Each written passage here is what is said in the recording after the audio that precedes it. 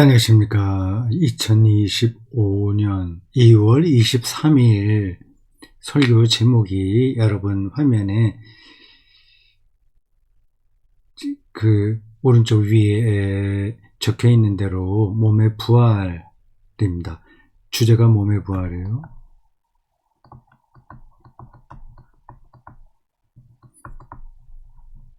나는 몸의 부활을 믿습니다.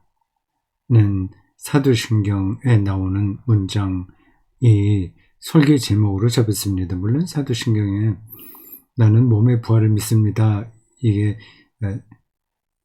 떨어지게 나오진 않아요. 나는 성령을 믿으며 거룩한 공교회와 성도의 교제와 죄를 용서받는 것과 그 다음에 이제 몸의 부활과 영생을 믿습니다. 이렇게 되어 있죠.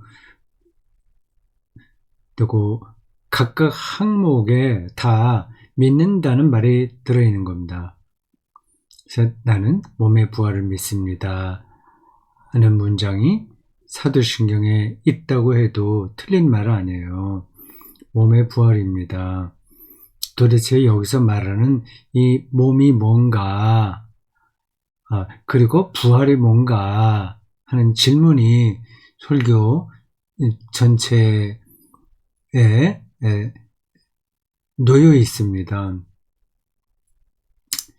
그렇게 간단한 문제가 아니에요. 부활한다는 말 자체도 그렇고 몸이라고 하는 것도 그렇습니다.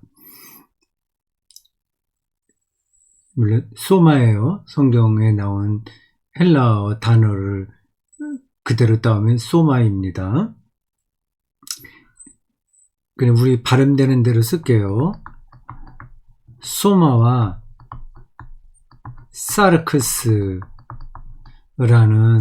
단어가 헬라어로 나와요. 성경에 등장하는 헬라어입니다. 이 두 단어가 서로 교대로 사용되는 때도 있고요. 소마라고 했다가 사르크스를 했다가 같은 뜻으로 사용되기도 하고 완전히 구별되기도 합니다. 근데 그거를 그냥 간략하게 구별한다면 이런 뜻이에요. 우리말로는 이 소마가 몸으로 번역되어 있고 사르크스는 육체로 번역되어 있습니다. 이 몸은 순수 우리말이고 육체는 한자예요. 같은 순수 우리말로 번역한다면 사르크스는 육체라기보다 살이라고 해야 됩니다. 단백질 덩어리인 육체를 가리켜서 사르크스라고 하고요.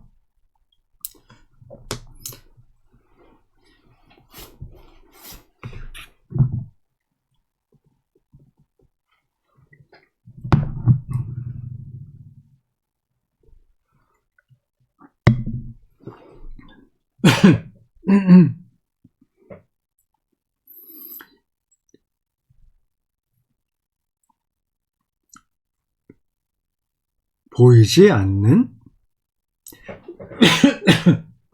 미안합니다.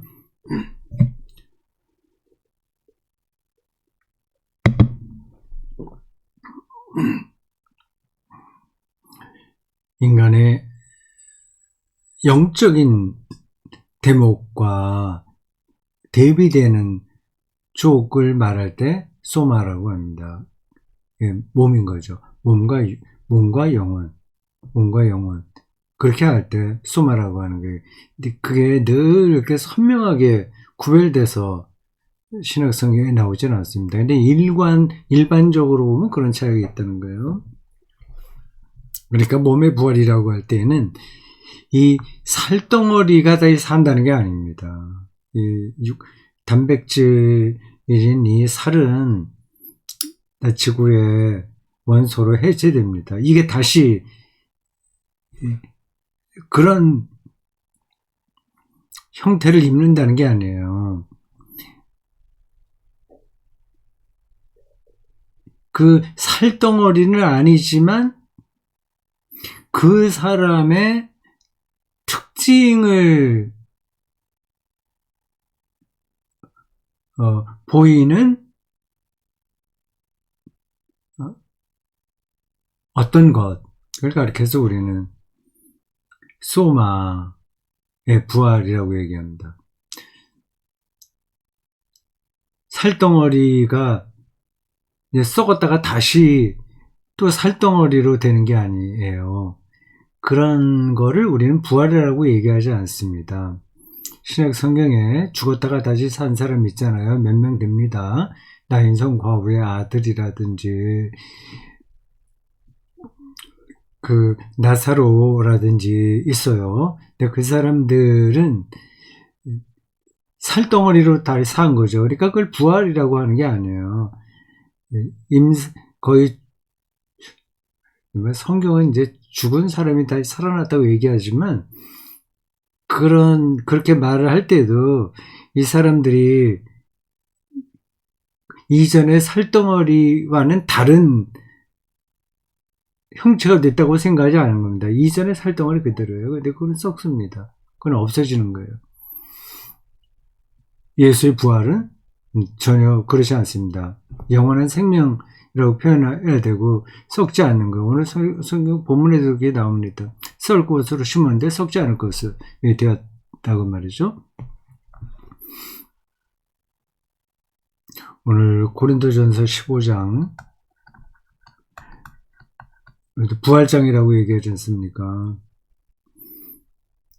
예수의 부활에 대한 이야기를 쭉 그러다가 오늘 설교 본문에서 그 부활에 대한 반론을 제기하는 사람들이 나와요. 그러면서 바울이 계속 자기의 부활 사상을 거기서 피력하고 있습니다.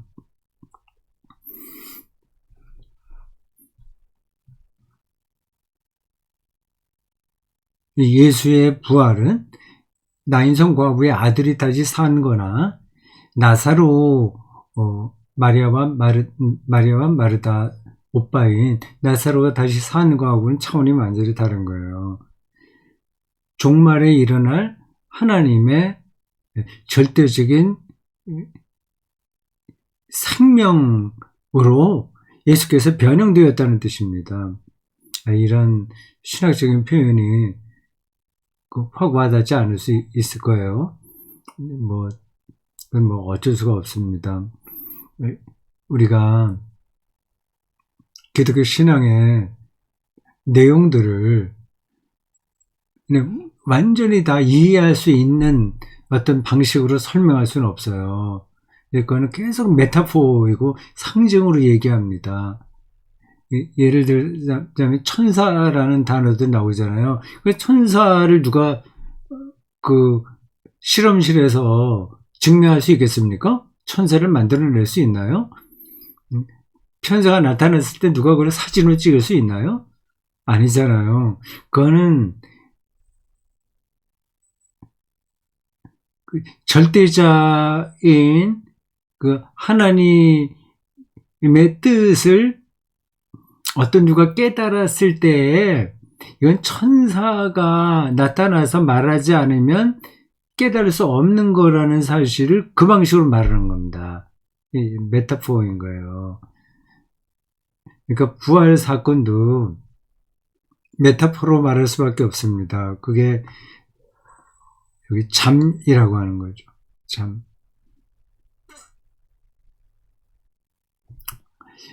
고린도전서 15장은 신약 성경 중에서 가장 대표적인 부활을 주제로 합니다. 가장 대표적으로 해요. 이렇게 부활에 대해서 상세하게 말하고 있는 신약 성서 텍스트는 그 어디에도 없습니다. 만약에 바울이 없었다면 이 부활 신앙이 기독교 신앙 안에서 어떻게 자리를 잡았을지 궁금합니다. 바울이 아주 독보적이잖아요. 바울이라고 하는 사람. 문제의 사람입니다. 예수 앞에 있었던 세례 요한과 예수의 관계. 또 예수와 그 뒤를 이은 바울의 관계. 이게 기독교가 역사의 자리를 잡는데 굉장히 중요한 어떤 사건이고 계기예요. 바울은 예수님 생전에 만나보지 못했습니다.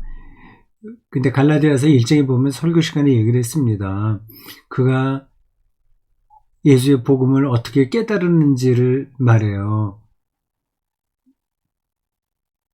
근데 우리 머릿속에는 그 갈라디아서 1장에 나온 것보다도 갈라디아서 1장에 나온 것보다도 사도행전에 나와 있는 바울의 예수 경험이 꽉 자리를 잡고 있습니다. 근데 그게 아주 선명한 거죠. 다메섹을 가다가 부활의 예수가 나타나서 어떤 말했다고 하는 겁니다. 그 빛으로 나타나기도 하고 소리로 나타나기도 합니다. 사도행전에 3군데에 나와요. 그 3군데의 내용들이 조금씩 달라요. 그러니까 사도행전에 나와 있는 그 사도 바울의 예수 경험은 누가 옆에서 확인해서 쓴 게 아니라는 겁니다. 그보다는 갈라디아서 1장이 바울의 예수 경험을 이해하는데 더 결정적으로 중요합니다. 이것만이 아니라 사도행전에 나와 있는 바울과 관계된 많은 이야기들은 그것 자체로 역사적 신빙성을 얻을 수 있는 게 아니라 바울의 직접 편지에 근거해서만 근거가 있는 겁니다. 구별해서 봐야 돼요.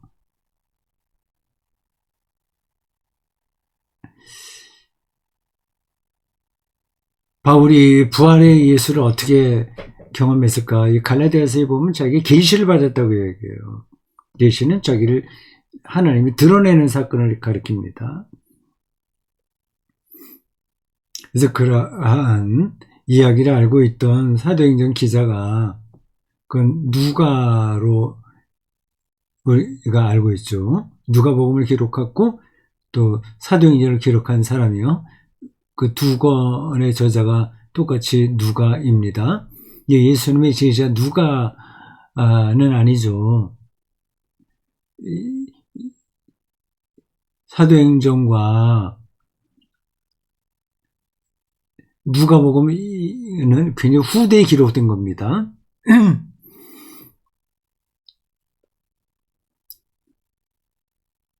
바울이 직접 쓴 편지 갈라디아서는 다메섹 도상에서 회심 사건을 얘기하지 않습니다. 계시를 받았다고 그래요. 근데 거기 좀 재미있는 표현들이 이어집니다. 내가 누구한테 그걸 전해들은 게 아니다. 예수에 대한 얘기를 전해들은 게 아니다. 내가 전도받은 게 아니다. 내가 계시를 받았다 얘기합니다. 그냥 어떻게 보면은 주관적이고 독단적인 것처럼 들려요. 그의 그 경험, 계시 경험, 그게 이제 예수의 부활 경험인 거죠. 부활한 예수를 경험한 거예요.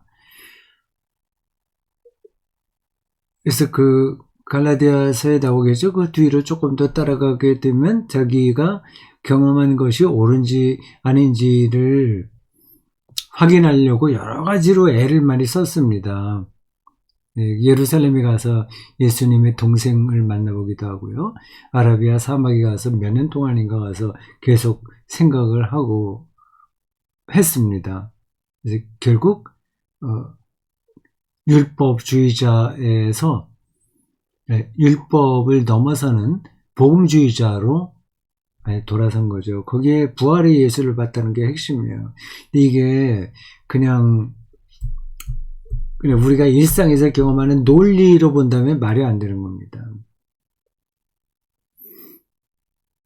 바울이 경험했다고 하는 그 계시 말이에요. 사도행전 식으로 얘기하면 다메섹 도상에서 어떤 소리와 빛을 듣고 보았는 거. 즉 그런 것들이 약간 모순적인 겁니다. 기독교 가장 중심이 되는 신앙 고백에 따르면 부활한 예수님은 승천하셨어요. 안 없어요. 이 지구에 없어요. 승천했어요. 그는 승천 하늘로 올라갔다 그래서 마지막 때 다시 오신다. 그게 기독교 신앙의 핵심 아닙니까? 그 승천에서 사도신경에 따르면 하나님 우편에 앉아 계신다고 그래. 이게 다 메타포예요, 여러분.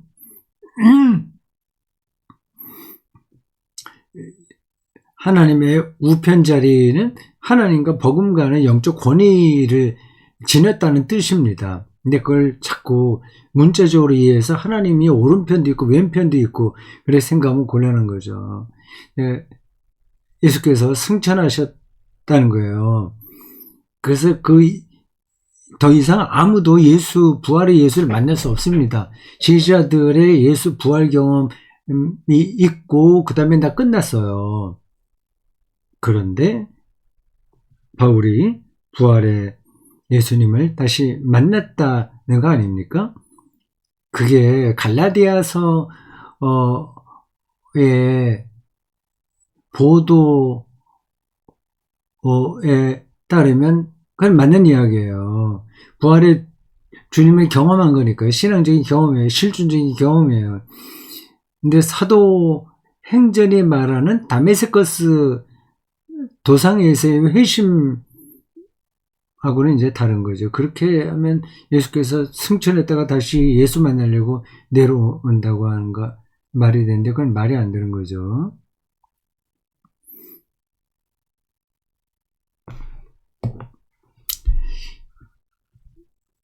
바울의 예수 경험.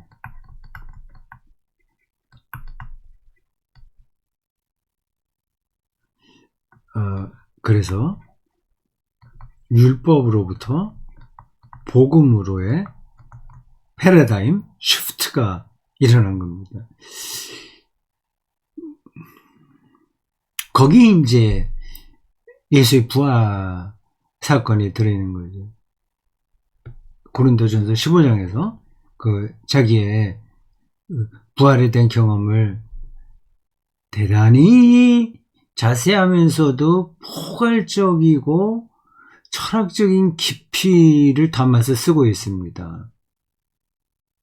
그걸 따라가기 힘든 거예요. 이게 부활 신앙이 그 당시에 그렇게 일반적이진 않았으나 없지도 않았어요. 그리고 그게 유대교의 묵시 사상에 있다고 하는데 거기만 있는 게 아니라 페르시아 신화 이런 데에서도 있는 거예요. 근데 그런 여러 가지 그 철학과 신화 그리고 유대교 전통 등등에 있는 그 부활 사상이 바울에 의해서 기독교의 중심 신앙으로 자리를 잡은 거 아니겠습니까? 근데 그런 것들이 어떻게 보면 유치한 거예요. 표현이 좀 거칠어서 미안합니다. 근데 좀 생각 있는 사람들은 사람의 부활은 무슨 부활이야. 죽으면 끝이지. 그 증명할 수도 없는 거 뭐 그런 거에서 사람들을 혹하게 빠지게 하냐. 이렇게 불평합니다. 못마땅하게 생각합니다. 그러니까 부활신앙은 그렇게 자연스러운 게 아닌 거예요. 십자가 신앙도 또 자연스러운 게 아니고요. 기독교는 유별나게 그 종교 일반적인 차원에서 보면 껄끄러운 거를 신앙의 중심으로 삼았다는 거 아닙니까? 십자가도 그렇고요. 십자가를 보고 저게 우리 인류의 구원이다. 우리 죄의 용서의 근거다. 누가 그런 말을 할 수 있겠습니까? 안 되는 거거든요. 근데 그리스도교는 거기에서 어떤 실마리를 찾은 거예요. 예수의 십자가 죽음에서. 그리고 부활도 마찬가지입니다. 이건 뭐 죽음이 들어오니까 자기 죽음 이후에 자기 생명을 좀 연장하고 싶다고 하는 그런 종교심에 불과한 거지. 실제로 인간이 어떻게 부활한단 말이야. 그건 아무 그 근거가 없어요. 이렇게 사람들이 생각하는 겁니다. 그러니까 부활신앙은 그렇게 현대인들에게 어필을 못하는 겁니다. 좀 공부를 했다고 생각하는 그리스도인들도 부활신앙을 말로는 하지만 실제로 그것을 믿지 않을 거예요. 그래서 설교 시간에 그런 얘기를 했습니다. 예수께서 부활하셨습니다. 3일 만에 죽은 자 가운데서 부활하셨습니다. 잠자는 자들의 첫 열매가 되셨습니다. 그는 승리자입니다. 죽음을 이기셨습니다. 그를 믿는 자들은 예수처럼 부활합니다. 부활의 희망을 안고 우리가 살아야 됩니다. 이런 것까지는 말할 수 있어요. 그러나 그 고린도전서 15장이 말하고 있는 그 부활의 실체 혹은 부활의 컨텐츠 안으로 들어가는 거 쉽지 않은 거예요. 쉽지 않아도 해야 됩니다. 그러니까 그런 소화하기 힘든 그런 내용들을 붙들고 씨름하지 않으면 우리 신앙은 겉돌게 돼요.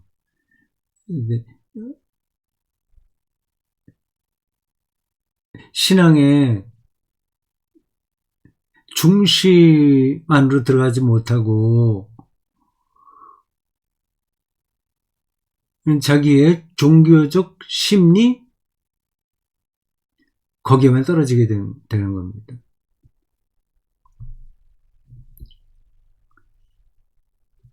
바울이 예수 경험의 핵심인데 15장에 고린도전서 15장에 나와 있고요. 바울은 거기서 죽음을 잠으로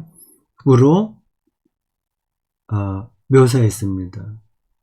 그러니까 잠은 죽는 거하고 비슷하긴 하지만 완전히 끝장나는 게 아니라는 뜻이죠.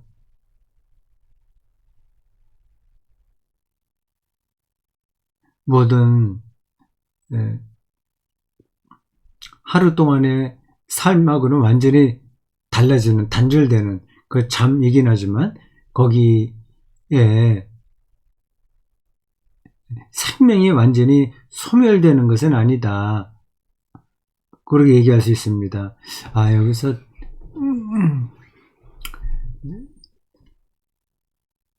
자칫하면 이런 말이 뭐 영혼 불멸 사상하고 연관될 수 있어요. 기독교 신앙에서 영혼 불멸과 죽지 않는다는 거 아니겠어요? 영혼이 불멸한다. 이거와 부활신앙 이게 좀 연결되어 있지 않습니까? 근데 이게 서로 대립하는 거예요. 원래는 영혼 불멸 사상은 우리의 몸은 죽지만 영혼은 불멸한다고 하는 거 아니겠습니까? 그러면 모든 죽음 이후에 새롭게 일어날 그 새로운 생명을 말하는 부활 신앙이 성립이 안 되는 거죠. 다 죽어야지만 부활이 가능한 거거든요.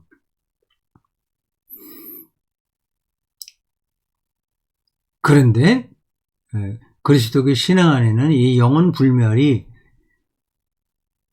들어와 있어요. 아직까지 그게 숙제예요. 풀지 못했어요. 이 영혼 불멸을 말할 수밖에 없는 이유가 이 잠이라는 메타포와 연결돼 있기 때문이 아닐까 저는 그렇게 생각합니다. 우리가 모르는 방식으로 생명의 작은 그 흔적들이 남아있다고 하는 거죠. 그걸 영혼 불멸이라고 말을 할 수는 있는 거예요. 이게 서로 모순되는 신앙이 저 안에 함께 들어있습니다. 영과 육이 분리되지는 않잖아요. 기독교 인간론에 따른 말입니다. 영육이 분리되는 것은 아니에요. 같이 죽어야 돼요. 같이 없어져야 돼요. 그러나 잠이라는 그 메타포로 죽음을 이야기하기 때문에 생명의 그 끈앞풀이 완전히 없어지는 건 아닌 거죠. 이게 모순된 겁니다. 그래도 어쩔 수 없어요. 그러니 붙들고 살아야 됩니다.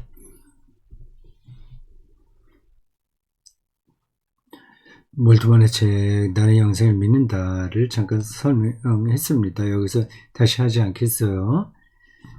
그냥 거기서 말한 핵심만 말하면 있습니다. 개인 실존, 개인의 죽음과 우주론적 차원에서 보편적 부활,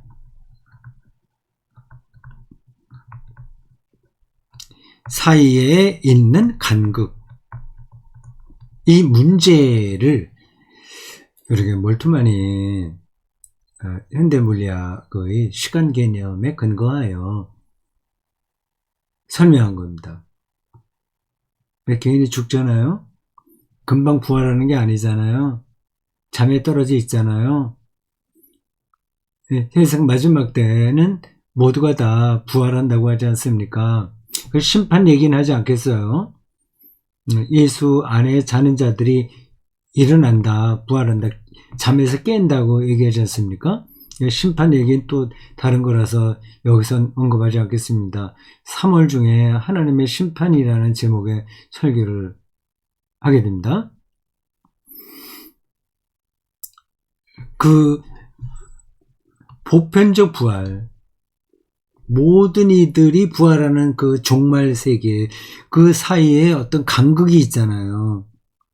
이걸 우리는 잠들어 있는 상태로 얘기하는 겁니다. 잠정적인 거죠. 휴면 상태인가? 아니면 동물들의 뭐라고 그러죠? 곰이나 이런 친구들이 겨울에 동면, 뭐 똑같은 건 아니지만 활동을 하지 않고 어디에 멈춰 있는 거니까요. 동면, 아니면 식물인간 상태, 그런 상태로 있는 거예요. 간극이 길잖아요. 거기에 너무 궁금한 겁니다. 도대체 그럼 어떻게 되지? 그 잠으로 머물러 있을 때는 뭐 어떻게 우리가 그걸 견뎌내는 거지? 그런 설명할 수 있는 그런 질문이 가능한 겁니다. 몰트만은 우리가 깨어나게 되면 부활이죠. 그러면 그 간극은 없어진다. 시간은 상대적인 거라서 지금 우리가 생각하는 그 시간이 허물어지니까 개인의 죽음과 보편적 부활은 동시적인 사건이다. 동시성을 얘기합니다. 그래서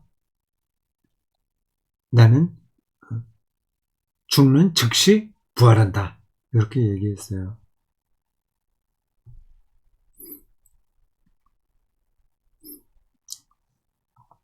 내추럴 바디와 스피리추얼 바디 이 개념을 잠깐 설명했습니다. 이게 부활 문제와 연관되기 때문에 그래요. 지금 우리는 내추럴 바디를 안고 살지 않습니까? 이렇게 사는데 그럼 나중에 부활됐을 때 어떤 형체가 되냐 그런 질문을 누군가 한 겁니다. 누군가 질문한 거예요. 바울을 향해서 한 거예요. 아니면 교회 안에서 그런 의견들이 서로 분분했을지 모르죠. 어떤 몸으로 혹은 어떤 형체로 다시 살아나느냐는 그런 질문에 대답을 하는 그 과정에서 그다음 여러 가지 이야기가 나오는데 우리에게는 내추럴 바디가 있고 스피리추얼 바디가 있다. 그 이야기를 합니다. 이건 우리의 일반적인 육신으로서의 삶입니다. 푸시키콘, 푸시키코스 얘기해요. 그 혼이라고도 푸시케에서 혼으로도 번역되는데 그 피직이라는 물리학 용어도 거기서 온 거거든요. 그러니까 그냥 자연적인 몸 이렇게 번역하면 됩니다. 그런 몸이 있고 그건 실제로 우리가 살아가면서 경험하는 거니까요. 영적인 몸이 있다. 신령한 몸이다. 우리가 부활하면 신령한 몸이 된다. 라고 한 거예요. 예, 소마, 푸니마티콘, 소마, 푸니마티콘. 그게 어떤 건지는 우리가 실증적으로 말할 수는 없습니다. 다만 이렇게는 말할 수 있어요. 소마가 없는 푸뉴마 상태는 아닌 거예요. 소마가 있어야 돼요. 소마예요. 소마. 몸이에요. 이런 살덩어리로서의 몸을 얘기하는 게 아닙니다. 그게 어떤 건가를 저는 더 이상 설명하기 힘들어요. 그래도 조금 도움이 될까 한마디만 더 붙이면 이렇습니다. 정룡섭이라는 인간이 있잖아요. 이 살은 없지만 정룡섭이라는 캐릭터는 살아있는 거예요. 그게 이제 영적인 소마인 겁니다.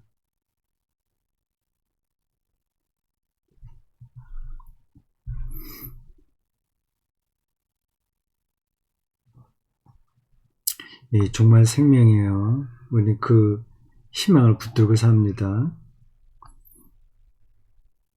우리 현재 살고 있는 것은 시와 같아요.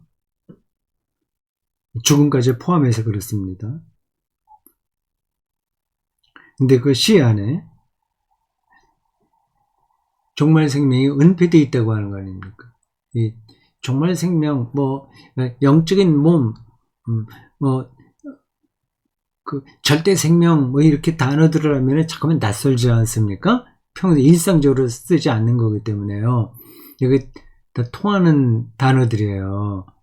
종말론적, 메시아적이라고 하는 표현도 있잖아요. 되게 통하는 표현들입니다. 그 단어들을 개념적으로 이해를 해야만 이런 신학책들을 우리가 읽어낼 수 있고요. 그리고 성경도 사실은 그런 개념들이 바탕이 돼야만 읽을 수 있습니다. 일상에 은폐된 종말 생명.